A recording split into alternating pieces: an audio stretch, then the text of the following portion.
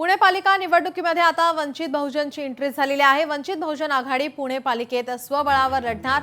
वंचित बहुजन आघाडी सर्व 165 जागा लढवणार। वंचित बहुजन आघाडीची या संदर्भात माहिती देण्यात आली। कुठल्याही पक्षासोबत युती न करता स्वबळावर लढणार असल्याची भूमिका त्यांनी घेतली आहे। आमच्या पुणे शहरातील वंचित बहुजन आघाडीकडे आतापर्यंत जवळपास 102 इच्छुक उमेदवारांनी अर्ज भरलेले आहेत आणि वंचित बहुजन आघाडीची तयारी संपूर्ण 165 जागा लढण्याची सुद्धा आहे। म्हणून आम्ही जो काही प्रस्ताव दिला होता महाविकास आघाडीला, तो महाविकास आघाडीने आमचा प्रस्ताव मान्य केला नाही आणि त्यांनी जो काही आम्हाला प्रस्ताव दिला 15 जागेचा, की ज्या जागेवरती महाविकास आघाडीकडे भारतीय जनता पार्टीच्या विरोधात लढायला उमेदवार नाहीत, अशा 15 जागेचा प्रस्ताव त्यांचा आम्ही फेटाळलेला आहे। त्यामुळे आतापर्यंत महाविकास आघाडी आणि वंचित बहुजन आघाडीची पुणे शहरामध्ये युती किंवा आघाडी आज रोजीपर्यंत झालेली नाही।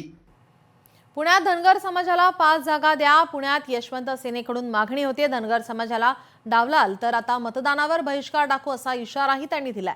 यशवंत सेना अध्यक्ष विष्णू कुराडे यांनी हा इशारा दिला आहे। पुणे महापालिकेमध्ये धनगर समाजाला डावललं तर मतदानावर बहिष्कार टाकू असा इशारा यशवंत सेनेने दिला आहे। 5 लाख धनगर समाज बांधव असताना देखील एकही उमेदवार महायुतीने आतापर्यंत दिलेला नाही। जे आमचे काही समाजातले चळवळीतले काम करणारे नेते मंडळी आहेत, चळवळीत काम करणारे आमचे समाज बांधव आहेत, यांच्याकडून अशी माहिती आम्हाला भेटलेली आहे की एकही उमेदवार महायुतीने दिलेला नाही आणि महाविकास आघाडीने देखील उमेदवार दिलेले नाहीत अशी माहिती आमच्याकडे आलेली आहे।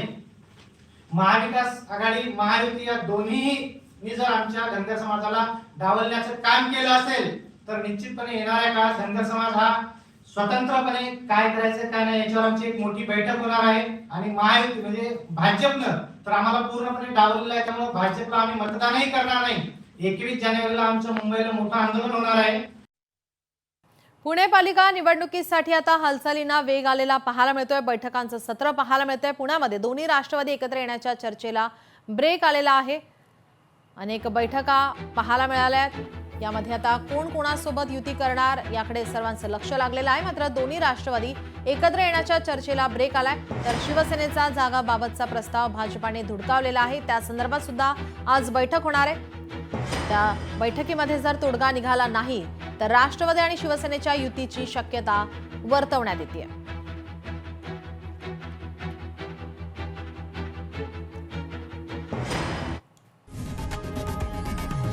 लोकशाही मराठी ऐका, पहा, जागरूक रहा।